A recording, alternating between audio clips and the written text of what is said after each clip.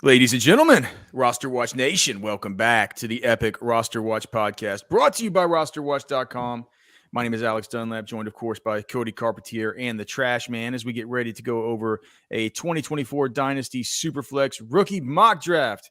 We'll go 3 rounds through one. We'll go pick by pick, not picking like teams, but just, going through a mock and making the picks as we would make them. Of course, if you want our exact directions about how to do this, go to rosterwatch.com. You can get a pro membership and download the Dynasty rookie cheat sheet. There's also I've updated the best ball cheat sheet for post NFL draft. Trashman, have you updated the Dynasty top 250? Is that done yet? Yeah. Okay. Is it good? I mean, I think so. Okay, I need to give it a look. Cody, you need to help me give this thing a look, man. After we get off the show, man, make sure Trashman didn't cut any corners on that. But thanks to everybody for being here, and thanks to everybody for commenting in the YouTube comments and for leaving us a thumbs up. We certainly do appreciate that. If you listen to this on Apple Podcasts or on Spotify, we would love it if you guys give us a review and a rating. Other than that, boys, y'all ready to get ready? You guys ready to get started with this mock? Yeah. Let's get it. Okay. So Superflex, what's the order? You can go first. Is it tight end premium? Do you want to do tight end premium? As long as we're doing Superflex, we might as well. I mean, don't you think Let's most do it. Superflex leagues are tight end premium? Maybe Most, not. yeah. Okay, yeah. So let's do Superflex tight end premium. Am I first? Yeah, you go first, then Trashman, then I'll go, and then it'll go through that. So you have the 101, 104, 107, and 110. So with this one for me, I told you guys the last time we had one of these discussions, we kind of went through ranking our top players, and I told you that there were 3 rookie drafts that I'd been in, and Marvin Harrison winning all 3 of them. I've started 2 more since then, and Caleb Williams has gone first in both of those. So Cody was right. It was just I think that that was just those leagues and how they fell. For me, I feel like if you use the cheat sheet, I feel like we've given you the choice to choose between Marvin Harrison Jr. and Caleb Williams at the very top, just because some teams, Marvin Harrison Jr. is going to benefit you if you do consider him to be that type of asset more than a Caleb Williams. Should you be really stacked, say you have Burrow and Anthony Richardson or something like that, I think I would take Marvin Harrison in that kind of situation. But given that I don't know what my roster is here, Caleb Williams for me. I'm always going to lean toward quarterback in Superflex. So Caleb Williams is the pick at the 1-1. Who's up? Trashman.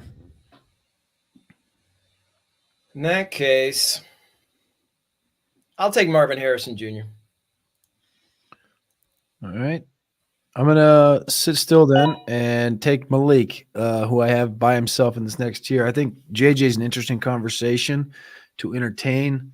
You have the rushing upside with Jaden Daniels, but in Superflex, I like that JJ is connected to Jefferson and Addison, but I still love Malik, the prospect, way too much, even though the Giants are probably going to suck this year and they're entertaining playing Drew Lock per sources the last couple of weeks. I'm going to go Malik and just gut it out, at least for 2024. Yeah, everybody's saying that Neighbors will have a great year considering there's not that many other options on the Giants, but I kind of tend to think that it might be kind of the opposite. Might be a tough year. Might be. I'm not bullish on him.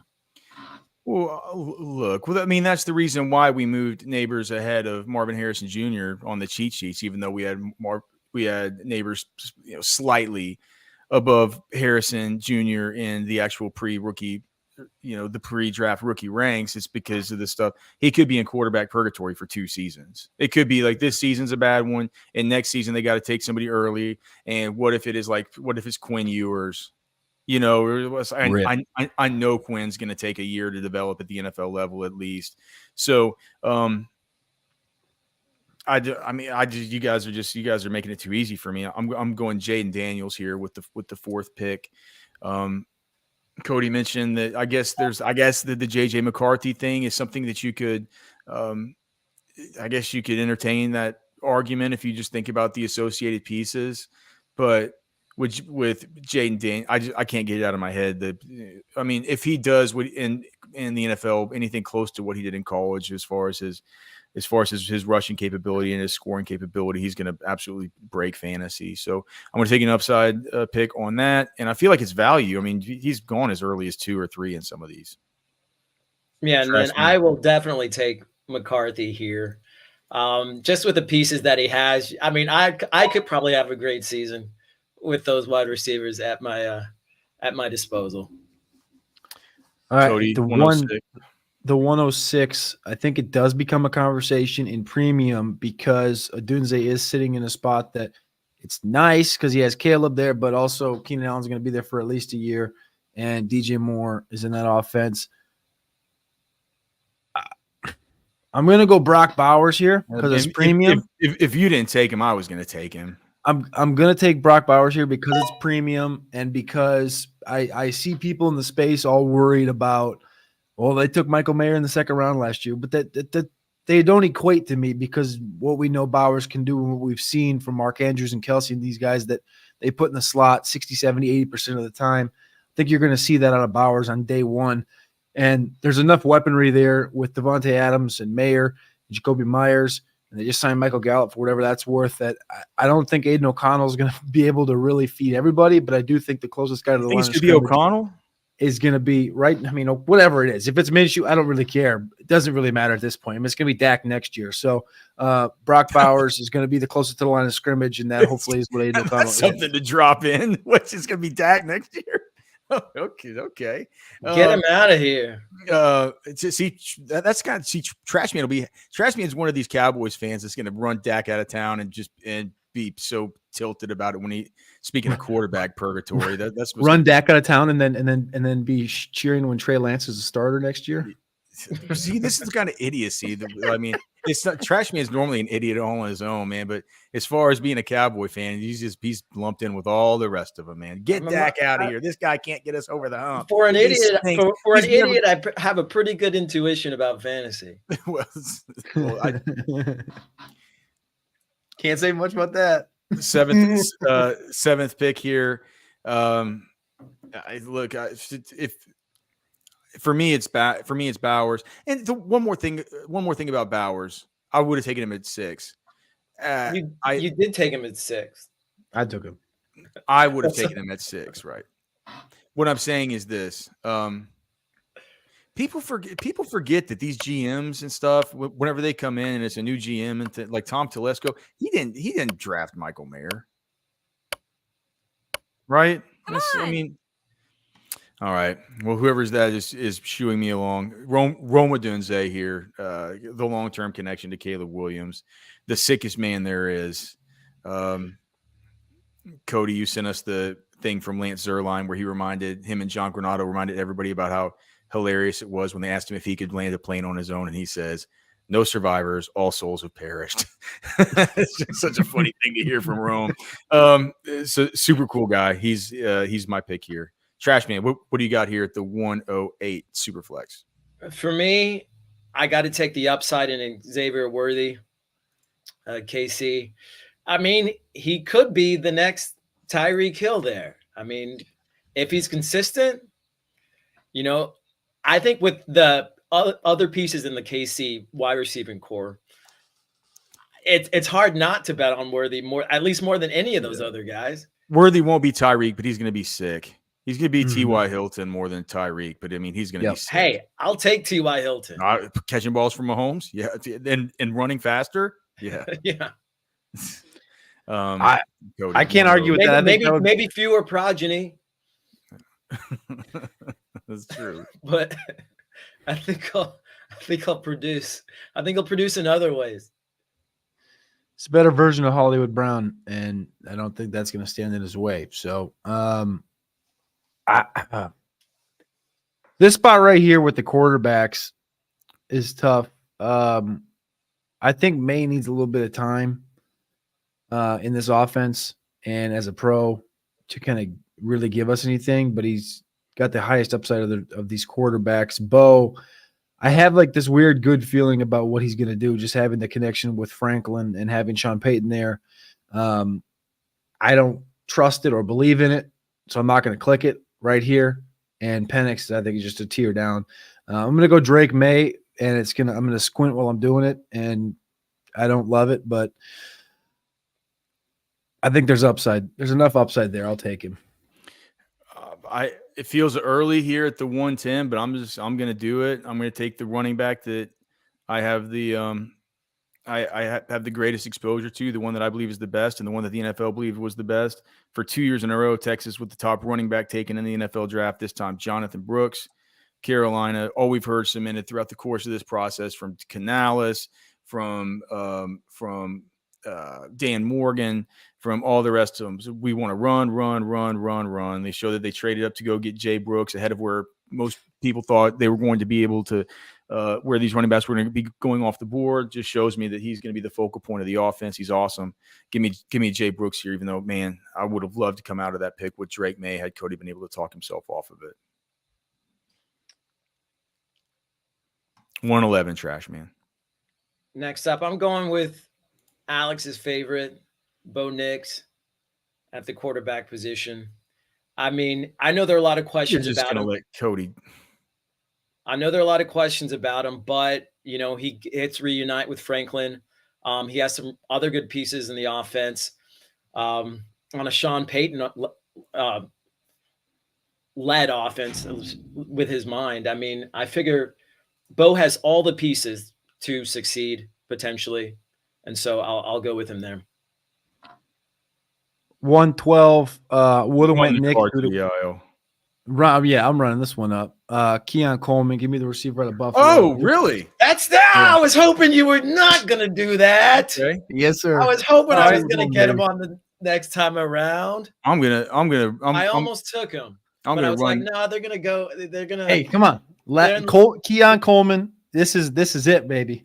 I'm happy Trashman had that response because I think Keon Coleman. I said this to Alex. I said it to Matt Kelly. I said to these guys at the draft house as I'm lighting my stogie, walking down to the lake. I said, boys, Keon Coleman's going to outproduce Marvin Harrison in 2024, and there ain't a damn thing you're going to do about it. He's just going to. Okay, well, he's outproducing him that much. He's outproducing him in 2024. I'm not saying he's the answer in Dynasty. I didn't draft him over Marvin Harrison in Dynasty, or I didn't take him over these other guys. What I'm saying is in 2024, it's in his range of outcomes to outproduce Marvin Harrison. It's not a hot take. It's not a hot take. It's saying he's going to do it and saying it's in his range of outcomes are two completely separate items there, Cody. It's in his range of outcomes, and I'm predicting it's going to happen. I think he could score more touchdowns. The next pick I'm running up to the board is Lad. I'm going Lad McConkey here for the Chargers. Get him in that same kind of role as the best route runner on the team. Let him be the new Keenan Allen. Let him just get open, targets. His yards per route run in college was awesome. Kind of weird. It had some other weird kind of things on his analytical profile. I don't care. I've seen the guy live. He's too sick. Like injuries. Yeah, no, there's that. I mean, look, dude. I mean, I could say Keon Coleman runs a 4.7. I mean, there's things about these guys that you can talk about, man. Anyway, I'll take Rice later. Yeah. I mean, I'm telling you what, this Charger thing has got me a little nervous just how they attack this draft, taking Ladd, which is nice, but then they take Brendan Rice and then Cornelius, who's attached to this offense. They get their 7th round picks, and then the literal 2 days later, they bring in Tyler Boyd for a visit. I'm not sure they're done with this receiving core. And I was on a show with Theo from Player Profiler earlier today, and he was telling me Ladd McConkey's got 140 targets in him in 2024. And I said, hey, brother, 140 targets. I mean, I get it. Sounds good. And the offense, there's a bunch of vacated targets and stuff. But we got to remember that this cat hasn't been healthy for the longevity of his career, and he's only got 119 career receptions. We can't just pencil this guy in for a full 17-game slate. Well, and it's going to be a run-heavy offense. Yeah. I mean, I don't know how many targets they're going to be going around. I love my pick. What is your pick, Trash Man? My pick here, I'll go with, I wasn't stoked about him before, but because of what the Jaguars did in releasing my boy Zay. I'll take Brian Thomas there. I think targets have opened up for him. I really think he could, develop into the league dog there in Jacksonville. So I'll take a chance on him. I don't deny that he can, and I think that we're a little bit lower. I think a tiny bit lower than consensus on Brian Thomas Jr. Not as much lower than consensus as we were on Troy Franklin, and that was coming into the NFL draft. I think now people have sort of realized that that was correct, and our assessment of both those guys is they're both developmental, with Troy Franklin being much more so than Brian Thomas Jr. So Brian Thomas Jr. off the board there, he would have been the next wide receiver I would have taken for sure. What do you have, Cody? I'm going to go running back here at the 203. I kind of want to dabble my toe into the receiver room again, but I'm going to go running back before the floor falls out. Give me Trey Benson from Arizona, who I do think has the best rookie season of the running backs this year. I like Brooks a lot. He's my running back 1, but I think Benson has the best 2024 because he's in the better team. And James Conner, the floor is ready to fall out on James Conner. And they've been trying to find somebody that can kind of be a sidekick at least for him. Last year, they attempted Michael Carter, attempted Imari DiMercato. Benson is a whole different level than those two guys. So give me Trey Benson here at the 203. You see, Cody and I have talked a whole lot about Adonai Mitchell and his role in Indy and what it means with what we're projecting for Anthony Richardson and all the rest. For me, it's like this is Dynasty. We're talking about the 204. Give me Adonai Mitchell, the best overall athlete from an athletic testing standpoint on his profile in the draft. And I know that there were the reports that came out about him. Chris Ballard just shot those things down with a whole lot of cuss words. Trash man, you need to make sure that your volume's turned down on your computer before you listen to what Ballard had to say about this. But he was certainly really angry. They love AD Mitchell, so I'm going with AD here at the 204. And I will take my first running back pick of this draft and Jalen Wright. All the other running backs in Miami are either old or injury prone. Or both. Or both.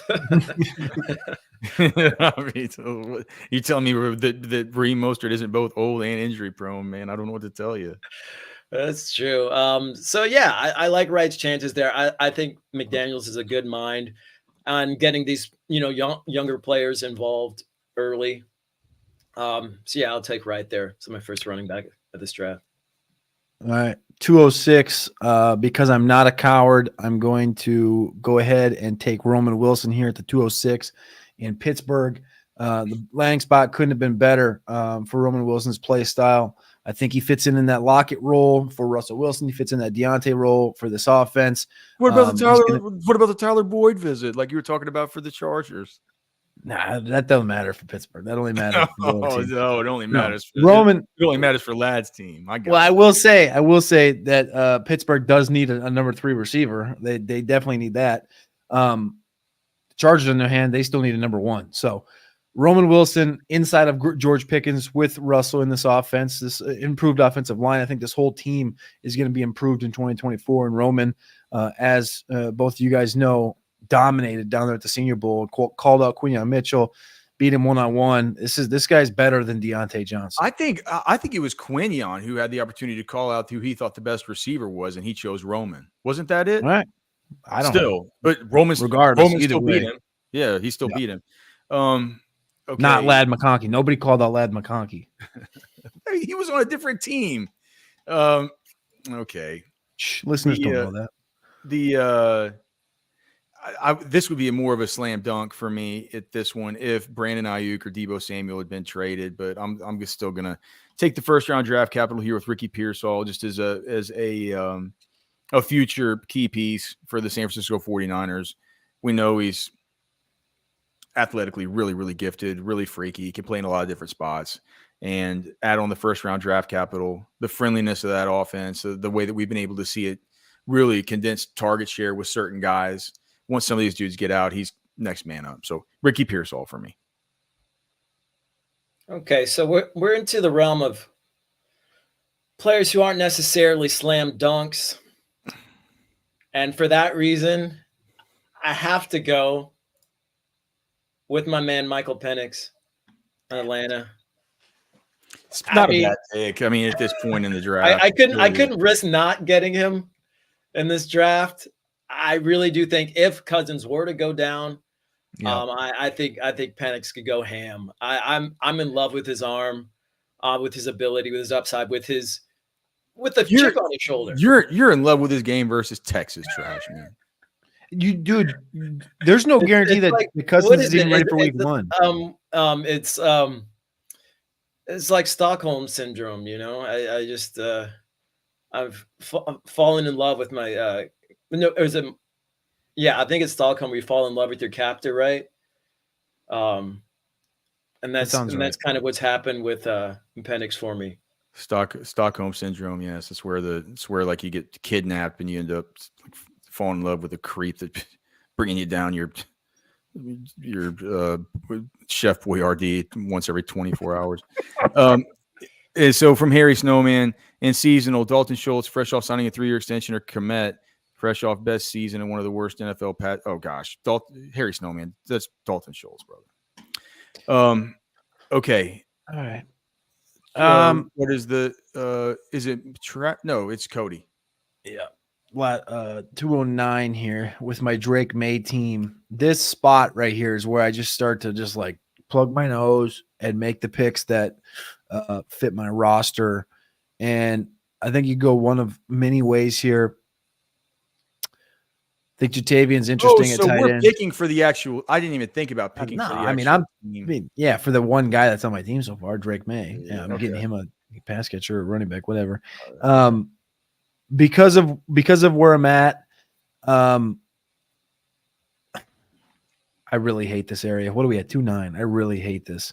Yeah. Because it's tight end premium, I'm gonna just say screw it. Give me Jatavian Sanders because it's tight end premium, and I'll move on. I don't really got much to say here. I don't feel great about the pick at all because I hate the offense, but in premium, I'll expend it and see what happens. All right. Well, my next one up, I was thinking of going the same way. I've actually come around to having Ben Sinnott. Well, I know Cody and I discussed maybe JT Sanders being ahead of Sinnott. I came back around to having Sinnott ahead of JT Sanders. Just as I thought about it on my way home. But I do have him back to back. If that wouldn't have been Sinnott, I would have taken JT here. I think this is the area where in tight end premium you can start to default to these guys if there isn't a player a little bit farther down the board that you're absolutely in love with, right? I think that everybody else behind these guys starts to have slight concerns that maybe in a tight end premium nudge these guys over the top. Trashman. Okay, I'm gonna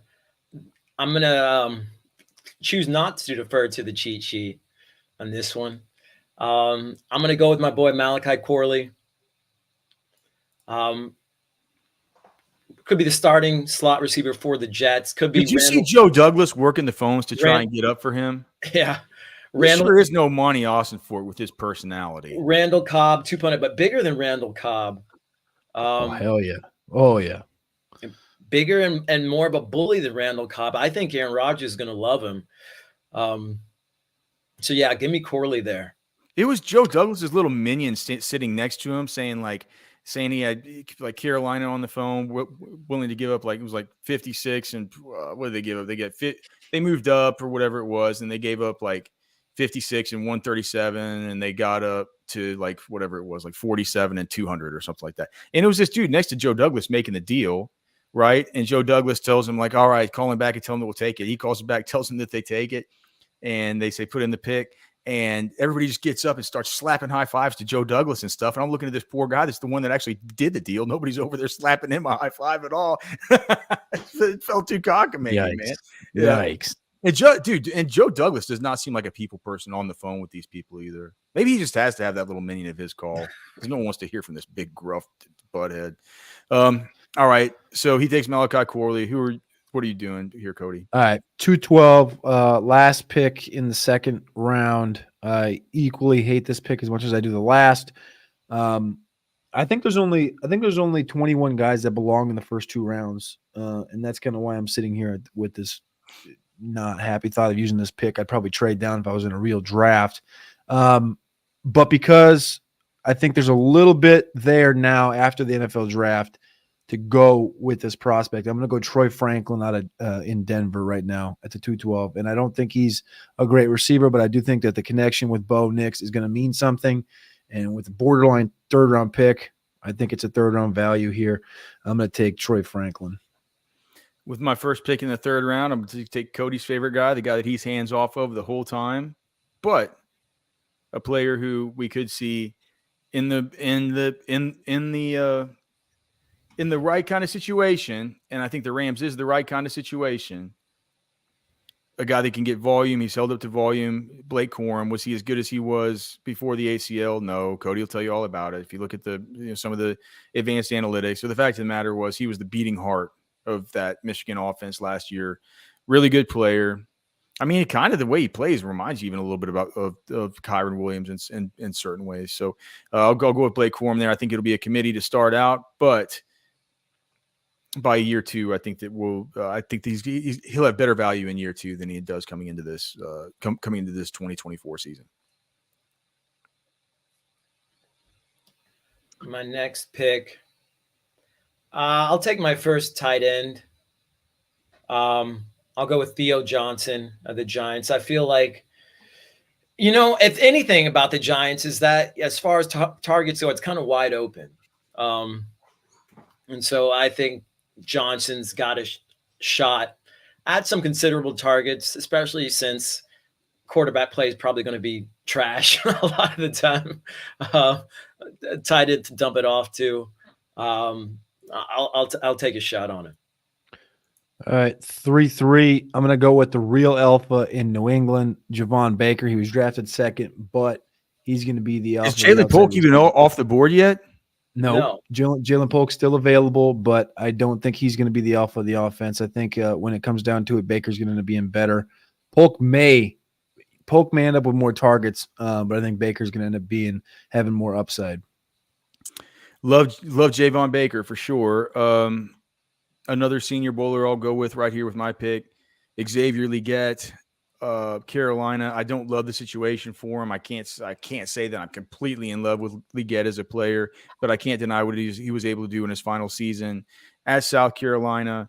It seemed like every time during the draft, whenever they were saying the best quarterback left on the board for 189 picks or whatever, Spencer Rattler, they kept showing it. And it looked like an Xavier Legette highlight reel more than it looked like a Rattler highlight reel.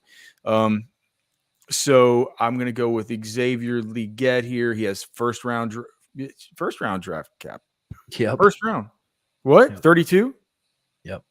So first round draft capital. I kind of grin and bear it to say like it's a first round receiver. He's a size speed weapon, mega producer for one season. So like, what do you have to lose at the 304? Okay. My next pick, I'll go with Marshawn Lloyd at Green Bay. I think, he's going to get some touches. And, I think with Jones being as injury prone as he has been, I think Lloyd's going to get some real opportunities to produce in an offense that is maybe quickly coming. I mean, it could get up there with the Bills and the Chiefs and the Cowboys as far as production goes, fantasy production this season. So I want to get a piece of that when I can. 306. I'm going to go right back to the player I just talked about a minute ago. Jalen Polk took Baker at 3-3. I'm going to take Polk here at 3-6 to join my Roman Wilson, Brock Bowers team. Polk, like I said, I still think he may out-target Baker, but I think Baker has more upside, so I'm going to bring Polk down to this team for all the PPR points. At the end of the show, we'll remind everybody again to go to RosterWatch.com. Go get a pro membership, or if not, just check out our content over there. Make sure to check out us on X and everywhere else as far as social. But also at the end of the show, let's each make a vote for which team is the best out of these. Deal. Okay. Deal. All right. So I back up team 7 here. What a good team I put together here. I think just for the sake of this team, so let's give this team a running back and let's go with Ray Davis. I think of all these guys. I mean, I'm not like Marshawn Lloyd has the higher ADP, but if you're looking at a guy that could return value as early as it feels like next year, if you're trying to get a pick or something like that for Ray Davis, it feels like, man, after one season, you could sure see him having a better value in Dynasty after 1 year than Marshawn Lloyd. Although I kind of think that Marshawn Lloyd is the better talent. I just think he's in a better situation. Did you say you think you'd be able to get value out of him in a year? Like, is it because I think more so than Marshawn. Yeah, because Marshawn's kind of he's really covered up by Josh Jacobs on an expensive deal for this year. And I know we've talked about Josh Jacobs. They can get out of that thing with just $9 million. They can get out for like a $9 million dead cap next year. And I understand that. And I know Dynasty players are going to always say like, oh, well, it's like we're playing the long game and stuff. But if Ray Davis has a year where they get down to the goal line and he gets some kind of, the deal we'd hope with like Damian Harris would get, or some kind of, we've seen Latavius or something like that. He bangs in 8 touchdowns. Next thing you know, you're looking at a dude next year that's going to be, sought after in redraft and best ball and stuff like that, and probably have a higher value in Dynasty. So I'm not saying it's sure to happen, but it doesn't take too much closing your eyes and wish casting to imagine that. I love the prospect. I just wish he was a little bit younger, but that's all. Trashman's up. Sorry. For me, the next pick is Burton in Cincinnati. I think there's going to be targets there. Tyler Boyd out the mix. And between the top 2 receivers in Cincinnati, those are going to miss some games. It never fails. So I think Burton's going to get some chances to shine there in the Cincinnati offense, another offense that is, on the verge of being a top tier offense. On some weeks is a top tier offense. All right, 3-9. My Drake May Jatavian Sanders team could use a pass catcher, but I don't love any pass catcher in this area. So I'm going to go ahead and head to Philadelphia, and I'm going to welcome Will Shipley to the team. Will Shipley, who's going to take over fantasy football in 2026 after Saquon departs Philadelphia. Gosh, this is like the most brutal spot to be in, because I'm thinking I'm starting to think about how many more years is Aaron Rodgers going to play? 2 this year, next year. You think he's really going to play 2 more years, coming like 40 years old, coming off an Achilles, all this stuff? Like, unless they win the chip. If they win the chip this year, I could see him walking, but I don't. So and Jordan Travis wouldn't have been ready for next year anyway. Golly. So for this team, started taking Jay Brooks and Ben Sinnott. This team isn't this team's not going to win the awards from the voters, I don't think. I'm choosing here between Kamani Vidal, Jordan Travis, and Tyrone Tracy Jr. This is the point in the draft where these are the kind of guys. Get your D'Angelo Henderson and take him. You want him? No. I'll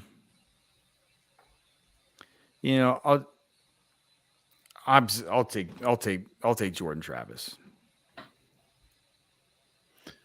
I don't think that's a bad pick. Like, I get the hesitation there, but like I do think the competency level he brings. That would have been my pick there. Okay. It's third. You talk. I mean, 310.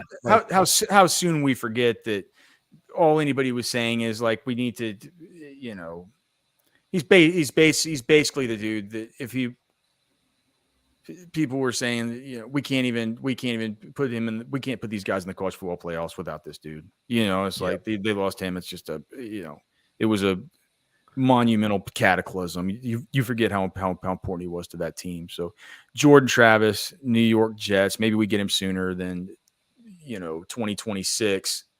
We can maybe look at 2025. For my last pick, I'm going to go with another offense, high octane offense. And I'm going to go down to my boy Malik Washington in Miami. It's the third receiver and a really potent offense. Between Hill and Waddle, again, I feel like they're going to be one of those players going to miss several games this season. I like Washington. I like his speed. I like what McDaniels could do with him. I think that's easy for me. Third receiver in an offense that could put up 40 points on a weekly basis. 312, the last pick. I think you can go a bevy of different directions. I think Rattler's a value here. I like Jared Wiley in Kansas City, but I think it's a little bit of a wait. I'd rather spend a 4th-round pick and put him in the taxi squad. In round 3, pick 12, I'm going to go to Denver to the running back position. Javonte Williams, his contract expires at the end of the year. This class sucks the running back position, but I think Audric Estime at 20 years old is going to get an upper hand and opportunity towards the end of the year this year and as a starter in 25 and in 2026. So team 1 in this draft is Caleb Williams, Ladd McConkey, and Blake Corum. Team 2 is Marvin Harrison, Brian Thomas Jr., and Theo Johnson. Team 3 is Malik Neighbors, Trey Benson, and Javon Baker. Team 4 is Jaden Daniels, Adonai Mitchell, and Xavier Leggett. Team 5 is J.J. McCarthy, Jalen Wright, and Marshawn Lloyd. Team 6 is Brock Bowers, Roman Wilson, and Jalen Polk. Team 7 is Roma Dunze, Ricky Pearsall, and Ray Davis. Team 8 is Xavier Worthy, Michael Penix, and Jermaine Burton. Team 9 is Drake May, Jatavion Sanders, and Will Shipley. Team 10 is Jay Brooks, Ben Sinnott, and Jordan Travis. Team 11 is Bo Nix, Malachi Corley, and Malik Washington. Team 12 is Keon Coleman, Troy Franklin, and Audric Estime. Cody, who is your favorite? My favorite team from this entire draft, I think, has to go to my own team. That's team 3. Neighbors, Baker, and Benson. I get the second best running back in the class with year 1 output. I get Neighbors, who I think is the best receiver in the class, as the number 2 receiver in the class, because it's perceived right now that his situation is bad at quarterback. And then I get my main man, Javon Baker, in the 3rd. Trashman. For me, it's got to be team 11, Nix, Corley, and Washington. The one that you drafted? Yeah. Dark horses, guys with high upside, guys who I think are going to get who could end up getting a lot of targets, and Nix, who could, in that offense, really blossom in his rookie year. Look, so you're all right. So I get to trade my favorite team for that. So you're coming up to the table and you're flopping over Bo Nix, Malachi Corley, and Malik Washington. I think the only team worse than that is if I came up to the table and flopped my team that I picked at 10. Jay Brooks, Ben Sinnott, and busted leg. It's a trashy team, Travis, right? But whenever I walk up to you with just write what I have, you go team 11, I go team 1. I lay down Caleb Williams, I lay down Ladd McConkey, I lay down Blake Corum, and I say Yahtzee.